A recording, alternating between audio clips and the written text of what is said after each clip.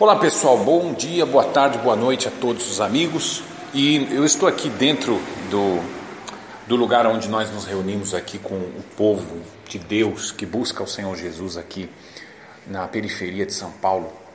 Mas o que eu gostaria de me dirigir a você que vai ver esse vídeo, vai ouvir essa gravação, é a respeito das eleições desse ano no Brasil. Olha, vocês me perdoem estar tocando nesse assunto de novo, mas eu preciso tocar nesse assunto porque eu sinto uma cobrança dentro de mim em falar isso. Eu tenho que falar desses assuntos, sabe? Não é um assunto que a gente tem que tratar como irrelevante, não é um assunto que a gente tem que tratar como qualquer coisa, não. Isso envolve as nossas vidas, isso envolve as nossas igrejas, pessoal. Por favor, irmãos, vocês que nos ouvem, isso envolve as nossas igrejas. Isso envolve a liberdade de culto, a liberdade total do que seja que você possa imaginar nesse país. Nunca foi tão fácil decidir entre o bem e o mal. Nunca foi tão fácil. Eu não sei por que existem pessoas que estão complicando as coisas. Se o Senhor Jesus voltar, amém, vai ser lucro para todos nós que somos de Deus. Mas e se o Senhor Jesus não volte, meu Deus do céu? O apóstolo Paulo, ele acreditava que na sua época, na época dele, o Senhor Jesus voltaria. Tanto que ele dizia, nós seremos arrebatados. Então ele não se incluía no grupo dos que seriam ressuscitados. Ele se incluía, ele dizia, nós os vivos seremos arrebatados. Então você nota nisso, nós os vivos, que ele estava se incluindo. E não é que ele errou, não é que ele fez uma profecia errada, é que ele acreditava até o fim que ele seria arrebatado. Pois bem, não aconteceu o arrebatamento na época dele. Ele, sendo o apóstolo Paulo, ele acreditava, ele pensava, ele tinha certeza, vai acontecer na minha época. E não aconteceu. Hoje em dia eu tenho certeza que vai acontecer na minha época, na sua época, nas nossas épocas. Estamos em 2018, outubro de 2018. Mas eu pergunto para vocês, e se não acontecer, pessoal? Povo de Deus, vamos acordar, e se não acontecer, que Brasil nós teremos para nós, para os nossos filhos, para a nossa igreja? Então nunca foi tão fácil decidir. Nós temos um candidato que ele é comandado por um homem que, querendo ou não, ele é um presidiário. Ele é um presidiário. A justiça está aí para fazer o papel dela. E você não tem que discutir se a justiça é justa ou injusta. A justiça está aí, meu caro. Sabe, as autoridades delegadas por Deus, conforme Romanos capítulo 13, têm que ser respeitadas. A igreja não se levantou contra as autoridades, nem quando as autoridades prendiam os apóstolos que eram completamente justos e inocentes. Nem assim a igreja se rebelava, nem assim a igreja amaldiçoava as autoridades. Eles oravam por quem os perseguia. Então nós não podemos dizer que a justiça, pobrezinho, que a justiça condenou, a justiça está errada, a justiça condenou o ex-presidente, agora ele foi presidente, agora ele não é mais, ele foi julgado. Ele foi julgado. Nós não podemos chamar o mal de bem e nem o bem de mal. Então está claro, meu Deus do céu, vamos deixar de ser, colocar aquela viseira nos nossos olhos, como parece o cavalo que põe. Vamos enxergar as coisas, vamos ser um pouquinho mais lógicos, vamos ser um pouquinho mais práticos, vamos ser um pouquinho mais sim ou não. Então nós vemos que tem um candidato que ele é pau mandado, eu vou falar no popular para você entender, ele é pau mandado de um presidiário, que vai, a primeira das coisas que ele vai fazer é vai soltar ele. Aonde vai ficar a nossa cara? Aonde vai ficar a cara do Brasil? Você já viveu fora do país? Eu posso dizer isso para você. Você não imagina a humilhação que é para nós, a vergonha que é para nós, quando nós falamos que somos brasileiros, e os estrangeiros, as pessoas do país que estão nos nos recebendo em seus países, começam a debochar, falar, poxa, sabe, aconteceu isso, aconteceu aquilo. É uma vergonha, é uma vergonha.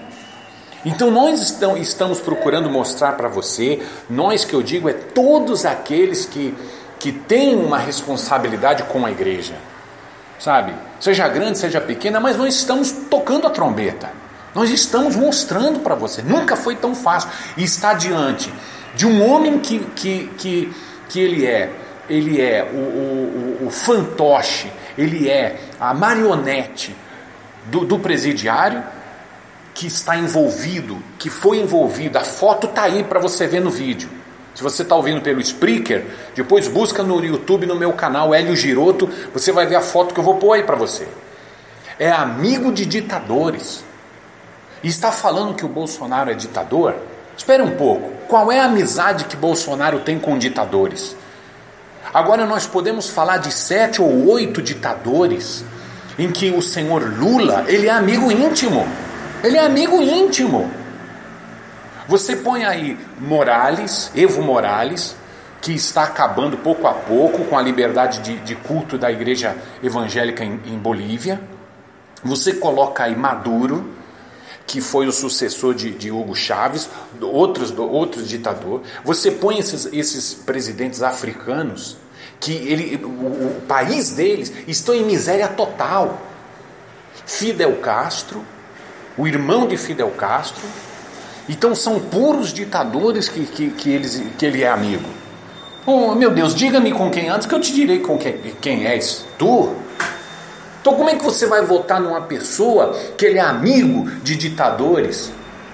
De homens que estão escravizando o seu próprio povo, meu Deus do céu. O povo passando fome e o sujeito aí que ele é vice-presidente lá não sei o que, Equatorial, Guiné Equatorial. Ele tem um triplex aqui nos Jardins, em São Paulo. Você que não é de São Paulo, você não tem ideia do que seja Jardins. É um bairro comparado a qualquer lugar de Estados Unidos, gente. Então ele tem um triplex nesse lugar, custa milhões. Entrou com milhões de dinheiro escondido na mala, relógios. É uma criatura, sabe, pobre de espírito, porque ele é ostentador. Todo ditador ele é ostentador. Os filhos do senhor Lula são ostentadores, gostam de ostentar. Para mim, meu amigo, um dos piores defeitos de um ser humano é esse, um dos piores pecados que possa existir, na minha opinião. Não estou pregando, estou dando a minha opinião e eu tenho o direito de dar a minha opinião. Se você não quiser saber ou ouvir minha opinião, desliga. Mas o que eu estou fazendo, não estou pregando, eu estou dando a minha opinião. Eu nunca proibi ninguém de dar a sua opinião, então por favor não me proíbam de dar a minha opinião também. E quem quiser escutar, ouça. Eu não estou querendo que você tenha a mesma opinião que eu. Eu só estou querendo que você tenha a sua própria opinião, mas que você pondere naquilo que eu estou falando para você. Como é que você vai votar? Sabe, como é que você... Está na tua mão. Não ponha na mão de Deus, não. Ah, não, está na mão de Deus. Não ponha essas coisas. Tem coisas que você não tem que pôr na mão de Deus, não. Está na sua mão. Está na minha mão. Não fica transferindo a responsabilidade para Deus em tudo que você tem, não. Porque tem coisas que não é responsabilidade de Deus. Ah, não, meus filhos, minha família, tudo, está tudo na mão de Deus. Não está na mão de Deus, está na tua mão, meu caro, minha cara. Deus vai cobrar de você, Deus não vai cobrar dele mesmo. Então, o voto, você como cidadão, nós podemos escolher. Deus nos deu este direito. Até agora, se a gente não valorizar... Se eu e você não valorizarmos os talentos que Deus nos dá, Deus vai nos tirar. E amanhã nós vamos chorar e os nossos filhos vão nos culpar. Os nossos netos vão nos culpar. Porque nós fomos negligentes, nós ficamos de brincadeira no Facebook, no YouTube, ficamos de brincadeira no Twitter, enquanto os malignos destruíam o país. E nós ficávamos apenas de brincadeirinha, de memes. Trocando memes. Não é hora de trocar memes. Agora é hora de agir. O povo de Deus tem que agir. O brasileiro está coitado. O brasileiro que não tem Jesus, que não aceitou Jesus, o brasileiro que não nasceu de novo, ele está cego, pessoal. Ele está cego. Somente aqueles que nasceram de Deus que podemos fazer alguma coisa. Nós podemos puxar esse exército. Nós podemos influenciar essas pessoas. Essas pessoas, quando nos vejam lutando, quando nos vejam dando a nossa opinião, usando a arma da palavra, a arma maior é a palavra. Então use essa arma, use a espada de Deus, que é a palavra. Então vamos falar, não vamos nos calar. Porque esses homens que são ostentadores, volto a repetir, você pode ser um homem mais rico do mundo. Escute bem. Você pode ser bilionário, trilionário, nem milionário. Você pode ser bilionário. Mas para mim, na minha pobre opinião, na minha humilde opinião, se você gosta de ostentar, para mim, você não passa de um vaidoso que não tem valor nenhum. Não sei de que você se envaidece, porque você não tem menor valor. Eu conheço pessoas ricas. Eu conheço pessoas que quando eu orei por elas ficaram ricas. E são ricas até hoje. E hoje em dia quase que eu não falo com elas.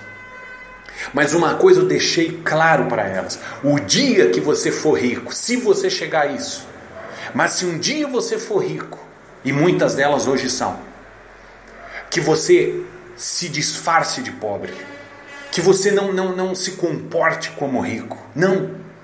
Você vai ter a riqueza, que não é privilégio, mas sim responsabilidade. Se Deus te deu muito, Ele vai te cobrar muito um dia. Se disfarça de pobre. Os ricos, segundo o coração de Deus, são aqueles que são ricos disfarçados de pobres. Mas o que mais tem são pobres disfarçados de rico. Eles têm um pouquinho de dinheiro e já começam a ostentar. Usar ouro, enfim, querer se mostrar para os demais, querer humilhar os demais, querer se sentar em tronos. Então são desses homens que eu estou falando. Esses homens ostentação. Esses homens que não têm nada de rico na sua vida. Eles não têm um conhecimento, eles não têm inteligência, eles são animais. Mas animais enfeitados. Animais enfeitados, porque eles conseguem explorar o seu povo. Então são essas pessoas que estão ligadas ao senhor Lula, que realmente vai ser o mandatário desse país novamente. Você pode ter certeza, se você votar nesse senhor Haddad, se você votar nele, meu caro, seja você cristão, ateu, seja você o que for, não interessa, você é brasileiro, ou você já é naturalizado brasileiro. Se você votar em comunista, você está amaldiçoando o nosso país. Amaldiçoando o nosso país. Nunca foi tão fácil escolher entre o honesto e o desonesto, entre aquele que ostenta e aquele que quer viver uma vida simples e quer fazer algo pelo país. Todos nós temos defeitos e todos os candidatos têm defeitos. Eu não sou fã de nenhum candidato, mas entre o bem e o mal eu sei escolher, porque Deus me deu essa misericórdia, essa graça de conseguir discernir entre o bem e o mal, entre o sim e o não, entre Cristo e o maligno. Então, se você, meu amigo, está ouvindo essa mensagem e continuar batendo teu pé, falando que nós não temos que nos meter nisso, leia, por favor, o livro dos profetas. Os profetas da Bíblia, especialmente os profetas de pré-cativeiro, antes do cativeiro babilônico. Os profetas que se metiam na política, porque eles falavam contra reis, eles protestavam contra decisões de reis. Elias teve que fugir porque ele denunciou Acabe, ele denunciou a Jezabel, e ele quase foi morto por isso. Então, se a igreja tem que fazer algo nesses tempos, é o ministério profético. Nós temos que agir agora, o mais rápido possível, para que o nosso país não caia em desgraça. Fica aí o alerta para todos vocês, e que Deus abençoe a todos os que ouçam e nos dê sabedoria e intrepidez e coragem para todos nós brasileiros.